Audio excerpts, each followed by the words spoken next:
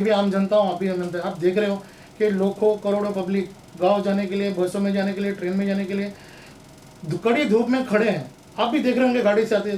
तो आपको कभी ऐसा फील होता है कि नहीं यार ये चीज़ गलत हो रहा है, ये इंसान धूप में खड़े, आज धूप आप देख रहे हो, गर्मी कितनी है, लोगों को गार्डन में खड़ा किया जा रहा है। आपको क्या लगता है कहीं तक सही है सरकार का ये फैसला? सर मेरे हिसाब से तो एकदम गलत है। मेरे हिसाब से तो यहाँ पे पॉलिसी ही फेल है। अगर आप 22 तारीख को कर्फ्यू लगाते हो, 25 तारीख को लॉकडाउन करते हो, उस समय हमारे पास हार्डली 500 केसेस थी, और आपने अगर एडजेसेंट कंट्रीज से लेसन लिया होता और लॉकडाउन को 7 दिन 8 दिन का रिलैक्सेशन दे के लोगों को बाकायदे अच्छे से छोड़ दिया होता तो शायद ये सिचुएशन नहीं आती। अगला मैंने ये देखा है कि कुछ मेरे दोस्त गांव जा रहे थे, हाईवे पे 6 से 7 लाख पब्लिक एक साथ ट्रैवल कर रही थी विदाउट वाटर, विदाउट फूड। तो सर मेरा ऐसा मानना है कि अगर गवर्नमेंट चाहती और एक डिस्ट्रिक्ट मैजिस्ट्रेट को बोलती, एक डिस्ट्रिक्ट कलेक्टर को बोलती कि तुम सिर्फ अपना बॉर्डर क्रॉस करा दो, फिर अगला डिस्ट्रिक्ट बॉर्डर अपना क्रॉस करा देता, तो भी शायद ये तकलीफ आज नहीं आती। और तीसरी बात सर ये है कि आज मेरा मेरा सारे जो आमदार हैं, खासदार हैं, नगर सेवक हैं, वो सर एक पब्लिक इलेक्टेड बॉडी है। जिस तरह से वो वोट के टाइम पे, इलेक्शन के टाइम पे लोगों के खाने पीने का और बूथ के हिसाब से अरेंज करते हैं, मेरा ऐसा मानना है कि उन्हें भी आगे आना चाहिए। उनका अपना एक वार्ड है, अपना एक एमपी एरिया है, एमएलए एरिया है, जो उनका परिवार है, और उस परिवार का अगर वो ध्यान रखते तो शायद इतना पलायन आज की डेट में नहीं होता। सर अगर बात करें तो हमारे पीएम साहब ने जब कर्फ्यू लगाया था, जब महामारी शुरू हुई, तो फंड शायद डिक्लेयर किया था, आपको भी देखा होगा कि 2 लाख करोड़, 1,000 करोड़, उसके बाद 175, अभी कुछ 20 लाख करोड़। तो सर आपको लगता है ये फंड जनता तक पहुंच रहा है? क्योंकि जहाँ हम देख रहे हैं वहाँ पर संस्थाएं, आप जैसे लोग मदद कर रहे हैं, तो ये सारा फंड का इस्तेमाल कब होगा और कहाँ होगा और किसके लिए होगा? सर ये तो बहुत बड़ा क्वेश्चन है। मैं आपको बताऊं, जो प्रैक्टिकली फील कर रहा हूं, हम लोग पिछले 55 दिन से प्रैक्टिकली फील्ड में हैं। हम लोग 55 दिन से उन स्लम्स में हैं जहां पे आप खड़े होकर 10 मिनट सांस नहीं ले सकते हो सर। हमने देखा है कि वहां पे लोग भूखों मर रहे हैं। हमने कूपन जब डिस्ट्रीब्यूट किया तो उनके घरों को चेक किया, उनके पास पैसा आएगा कहाँ से, उनके पास तो अकाउंट भी नहीं है। तो मेरा तो ऐसा मानना है कि एक इमेजिनरी टाइप का एक होप है लोगों के लिए।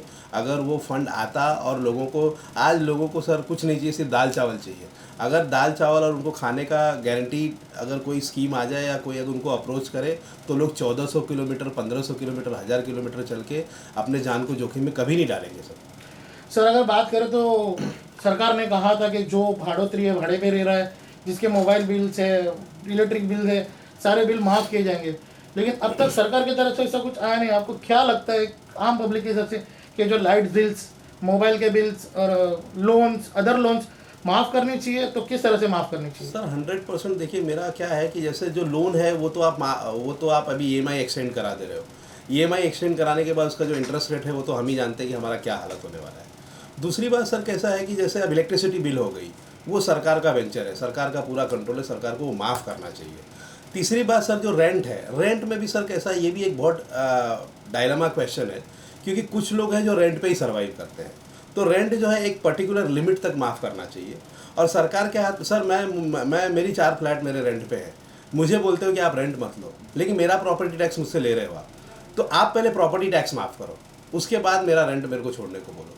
मैं रेंट छोड़ दे रहा हूँ लेकिन मेरा प्रॉपर्टी टैक्स का बिल मेरे पास आके पड़ा हुआ है, वो मुझे भरना है।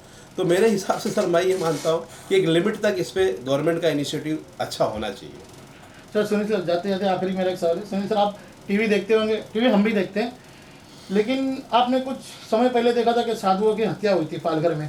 उसको लेके बड़े बड़े चैनल पे 4 हिंदू धर्म, 4 मुसलमान धर्म को बिठाकर जिस तरह की चर्चा होती है, आपने देखा होगा अभी हाल ही में मजदूर ट्रेन से कट गए, किसी मजदूर का एक्सीडेंट हुआ। तो सर ये इसके लिए आवाज़ कोई उठा नहीं रहे, तो आपको क्या लगता है सर कि मजदूरों की आवाज़ दबाई जा रही है और साधुओं की आवाज़ को उठा के उसको पॉलिटिक्स सर ये जब न्यूज़ मैंने देखा तो मुझे खुद बहुत आश्चर्य हुआ, क्योंकि मज़दूर का भी खून ही गया है। मज़दूर भी किसी का रिश्तेदार था, किसी का चाहने वाला था, वो भी किसी से मिलना चाहता था। साधु भी हमारे, उनका भी खून ही गया है, वो भी किसी के चाहने वाले थे। लेकिन ये जो मीडिया का जो ट्रायल था इसके ऊपर, दोनों इतना डाइवर्स था। एक तरफ ऐसा हो गया कि कुछ लोग 16 लोग मर गए, मतलब वो चलो ठीक है डस्टबिन में चले गए, और एक तरफ पे इतना हाईलाइट किया गया, ये तो बहुत ही दुखद बात है सर। जान लेना जो है वो बहुत बड़ा, वो हर जगह पे, चाहे वो मज़दूर हो, चाहे वो एक सतर्क या अच्छे तबके का लोग हो, किसी की भी जान तो जान है सर। मेरे हिसाब से ये आपने एक बहुत अच्छा सवाल किया है। मेरे हिसाब से सबको आवाज़ उठानी चाहिए, चाहे वो मजदूर हो, वो भी किसी के लिए उसका घर चलाता है, साधु है वो भी किसी के लिए घर चलाता है। आवाज़ दोनों उठनी चाहिए थी और दोनों पे उतना ही प्रेशर रहना चाहिए था। सर अगर बात करें मजदूर की, तो मजदूर तो हमारे मुंबई का बोलो पूरे हिंदुस्तान का एक पिलर है जिसने हिंदुस्तान को बनाया। मजदूर के बगैर हमारा हिंदुस्तान बनता नहीं। नहीं बस सर मेरा बोलना ये है कि जैसे इनकी डेट हुई है, तो कोई जो जहाँ के रहने वाले थे उन लोगों ने कुछ घोषणाएं कर दी कि मरने वाले परिजन को हम 2 लाख देंगे और किसी को 50,000 देंगे। सर आपको नहीं लगता कि ये सब में महाराष्ट्र सरकार का सबसे बड़ा रोल होना चाहिए? 100% होना चाहिए सर। जैसे मजदूर अगर मरे हैं, महाराष्ट्र सरकार खुद जानती है कि बॉम्बे के या मुंबई के डेवलपमेंट में मजदूरों का कितना योगदान है। और मजदूर, आपने सही बोला कि एक पिलर है और इसमें सबसे पहले हमारी सरकार को आगे आना चाहिए था। उनको अब देखिए, लाइफ को कॉम्पेंसेट तो नहीं कर सकते हैं, लेकिन उसको कुछ ना कुछ सब्सिट्यूट तो कर सकते हैं। तो वैसी घोषणा कोई नहीं हुई, ये बहुत दुखद है सर। और इसके लिए आवाज़ भी नहीं उठ रही है, उससे ही बड़ी दुखद बात है। सर हाल ही में राज ठाकरे ने भी एक इंटरव्यू किया है एबीपी न्यूज़ पे। उसमें राज ठाकरे ने ये कहा है कि जितने भी मजदूर यहाँ से जा रहे हैं, आप लोग जाओ, आने के टाइम पे मैं तुम लोगों को देख लूंगा, तुम लोग किस तरह से आएंगे और किस तरह से तुम मुंबई में कदम रखोगे। सर इस पे क्या कोई कहना ये चाहिए? टोटली अनकॉन्स्टिट्यूशनल स्टेटमेंट है sir. I don't trust and I don't believe in this statement because nobody in our country, the constitution is the basic body and nobody can prevent from entering from one state to another state. सो अगर राज ठाकरे साहब ये बोलते हैं कि आप चले जाओ, आएंगे तो हम लोग देख लेंगे, मैं तो ये बोलता हूँ कि ये चले जाए और तुम अपने आप को 3 महीना मेंटेन करके देख लो, तो हम आपको देख लेंगे। चलिए, thank you. Thank you sir.